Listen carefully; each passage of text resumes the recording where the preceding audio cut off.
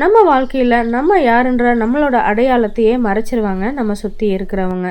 இங்க ஒரு குட்டி சிங்கம் ஆடுகளோடயே சேர்ந்து வளர்ந்து, அதுக பண்ற மாரியே புல்ல சாப்பிட்டுட்டு விவரம் தெரியாம வளர்ந்துட்டு வந்தது. தான் யாரு, தன்னோட பலம் என்னன்னு ஒண்ணுமே தெரியாம ஆட்டு மந்தைகளோட சேர்ந்து வாழ்ந்து வந்த அந்த சிங்கத்துக்கு ஒரு நாள் ஒரு பெரிய சிங்கம் வந்து கர்ஜித்ததுமே ரொம்ப பயந்து போய் நின்னது. சின்ன சிங்கத்தோட அறியாமைய நினைச்சு உணர்ந்த பெரிய சிங்கம் தனக்கு பாடம் கற்பிக்க ஒரு ஆத்தங்கரை பக்கத்தால அதை கூட்டிட்டு போச்சு.